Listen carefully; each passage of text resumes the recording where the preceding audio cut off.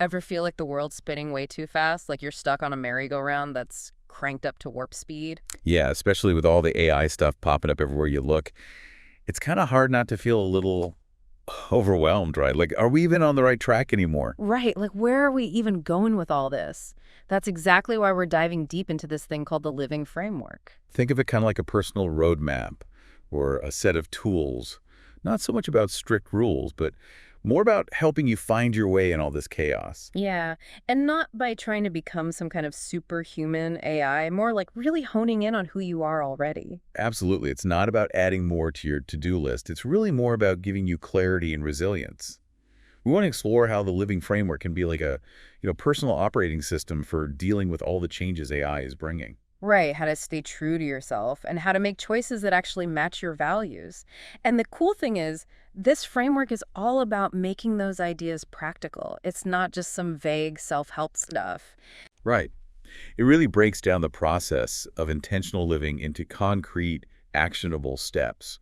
It takes you beyond those lofty ideas of living your best life and shows you how to actually get there.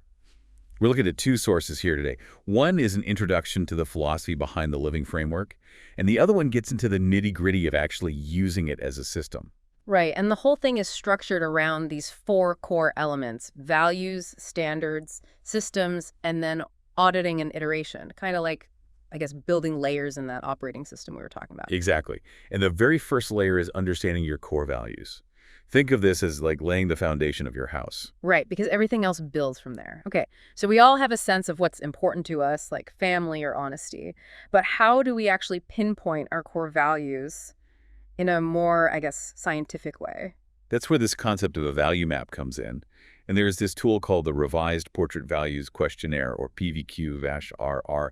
It might sound a bit technical, but it's actually pretty insightful. Okay, so it's like a little more structured than just making a list. Right. It helps you uncover those deeper motivations that drive your actions and decisions. It's based on the work of Shalom Schwartz, a psychologist who identified 19 fundamental human values, like achievement, security, or tradition. But what's fascinating is that these values don't exist in isolation. They're interconnected in a dynamic way. So prioritizing one value can naturally affect how much emphasis you place on others. Like, for example, if you strongly value excitement and new experiences, it might sometimes clash with your need for stability and routine. It's all about recognizing those inherent tensions. I see. So you might think you're just indecisive, but actually you're just caught between two equally strong values. Exactly. And understanding that dynamic is what can bring you clarity. Now, this questionnaire, the PVQ-R, helps you rank your values in order of importance. So you don't just know what your values are, you also get a sense of how they stack up against each other. It's like creating this personal map of your inner landscape. Okay, so you get this clear picture of what's driving you, and also any potential conflicts between your values that you might not even be aware of. Yeah. It can explain why you might feel that kind of inner tug of war sometimes. Like, if you value both openness to change and also predictability, it's no wonder you can feel torn in different directions. It's not that one value is right and the other is wrong. It's just that you're trying to balance both. And, sometimes these tensions are actually a good thing. They can push you to grow and find creative solutions. It's like that saying, if you're not a little uncomfortable, you're not growing. Exactly. The living framework even highlights an example of someone named Alex, who was feeling burned out and unmotivated at work. Through exploring his values, he discovered that creativity and adventure were at the top of his list, which Schwartz categorized as stimulation and self-direction, right? But his corporate job, which was all about conformity and predictability, was basically the opposite of what energized him. So the problem wasn't just the job itself, it was the fundamental mismatch between his values and what he was doing day to day. Yeah. And what's important here is that the framework isn't about labeling certain values as good or bad. It's about recognizing which ones resonate most deeply with you as an individual. Some people might find fulfillment in ambition and success, while others might prioritize harmony and connection. It's not a competition. It's about understanding your own unique inner compass. So we've got a grasp on our values. Now, how do we translate those kind of abstract ideas into concrete actions? Like, how do we actually live by our values day to day? That's where the next element comes in. Standards. Think of standards as the bridge between those abstract values, your why, and the concrete things you do, your how. Okay, so it's less about I value creativity and more about, okay, so what does a creative life actually look like for me? Exactly. It's about making those values operational, turning them into tangible behaviors. The living framework emphasizes the importance of really embedding your values into the fabric of your everyday life. So, for example, if you value kindness, it's not enough to just think about being kind. You need to define what that actually looks like in your interactions with others. Hmm. Okay, so how about Alex? We know he valued creativity and adventure. How did he turn those values into standards? Let's say his value for creativity could translate into a standard like, I'll spend at least 30 minutes every day doing something creative, like writing, drawing, or playing music. And his value for adventure could become something like, every week I'll try something new that pushes me out of my comfort zone. See, these standards are specific and measurable. They're not vague aspirations. Right, so not just be more adventurous, but go rock climbing this weekend or something. Exactly. And the framework stresses that your standards should be positive and actionable. Instead of saying, I won't procrastinate, a more effective standard would be, I'll tackle my most important task first thing in the morning. It's about focusing on what you will do, not what you won't do. Okay, makes sense. And the questions they suggest in the framework, those are really helpful too. Like, what does courage look like when I'm making a tough decision at work? Really forces you to think concretely. It helps you connect those big ideas to your everyday life. The living framework also gives the example of Bella, who valued continuous learning and family time. Her standards reflected that. Read for at least 20 minutes every night and have dinner with my family with no phones 4 nights a week. Oh, I like that one. Right. And those standards become a measure of how well she's living in alignment with what she cares about. If she's constantly skipping her reading, she knows something's off. Yeah, it's like a built-in feedback loop. And these are called living standards, right? Exactly. They're not some set of rules imposed from the outside. They're your own personal definition of what it means to live a good life according to you. And they can evolve as you grow and change. Okay, so now we know our values. We've turned them into specific standards.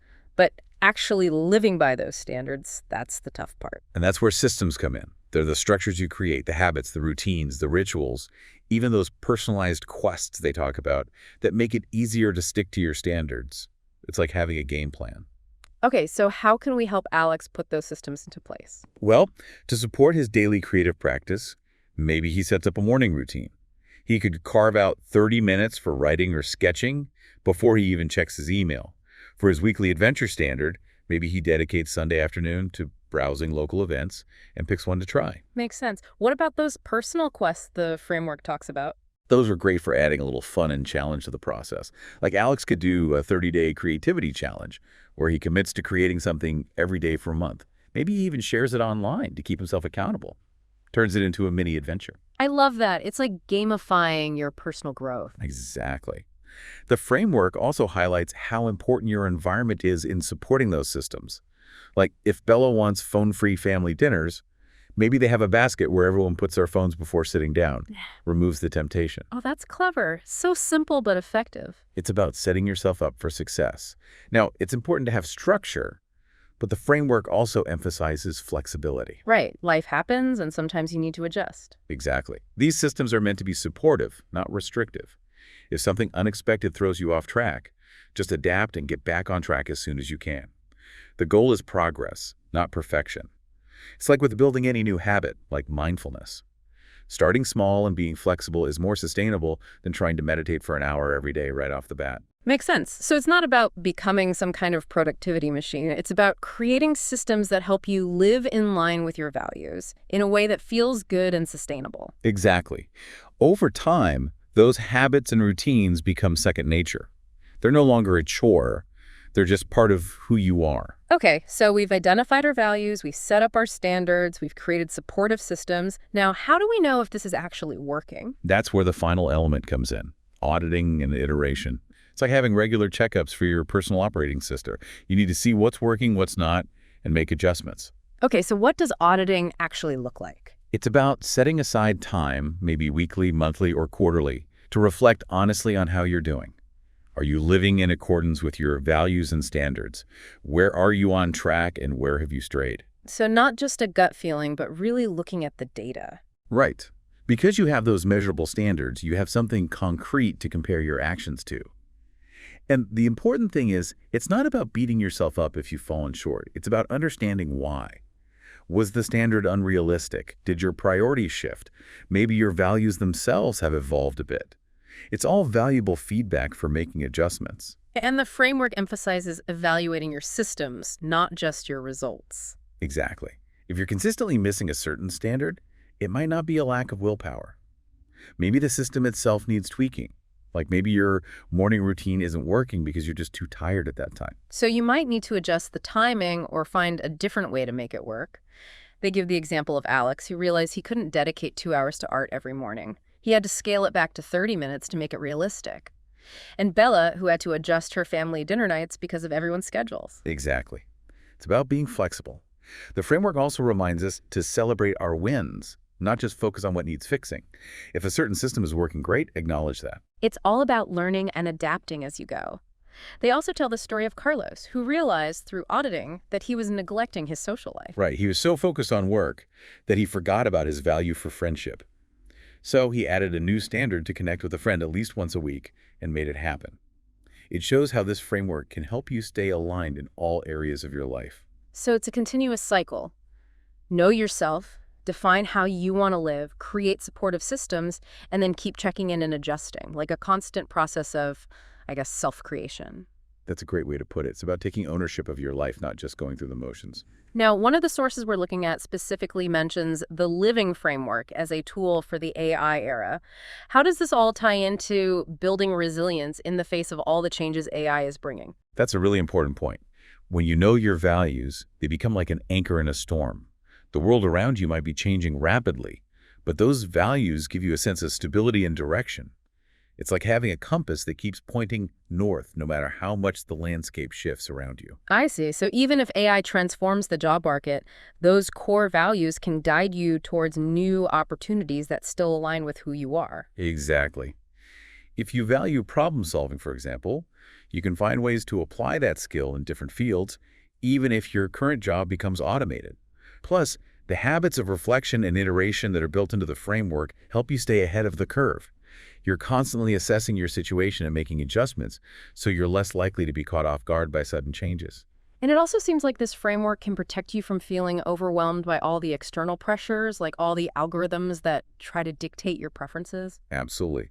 When your self-worth is tied to your own values and standards, you're less likely to be swayed by fleeting trends or what some algorithm thinks you should be doing. There's a story in the framework about someone named Devi, who worked in a field that was heavily impacted by AI. How did she navigate that? Well, instead of panicking, she went back to her core values, which were creativity and making a positive impact. That clarity helped her find new opportunities within her field that still aligned with her values. It's not about clinging to the past. It's about using your inner compass to navigate towards a future that's still meaningful to you. So it's about becoming more human, more self-aware, and more adaptable instead of trying to compete with AI on its own terms. Exactly. The living framework is like your personal operating system for navigating the AI era. It helps you prioritize your time and energy, manage your habits effectively, and stay adaptable without losing sight of who you are. So the living framework blends ancient wisdom with modern systems thinking to create this incredibly practical guide for living intentionally in today's world. It's not about reaching some final destination. It's about the ongoing journey of becoming more aligned and resilient. And the framework gives you the tool to do just that. The key takeaway is, living intentionally isn't a passive thing. It's an active choice to shape your life in accordance with your values and to keep growing and adapting. And that's how you build real resilience, the kind that can weather any storm, AI or otherwise. And ultimately, that's what leads to a truly fulfilling life, a life that feels meaningful and purposeful, even amidst all the chaos and change. Absolutely. So I want to leave you with this.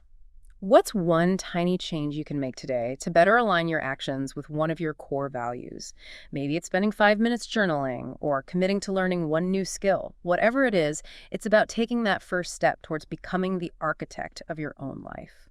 And we really encourage you to keep exploring these ideas. Spend some time reflecting on your values and think about how you can apply the principles of systems thinking to different areas of your life.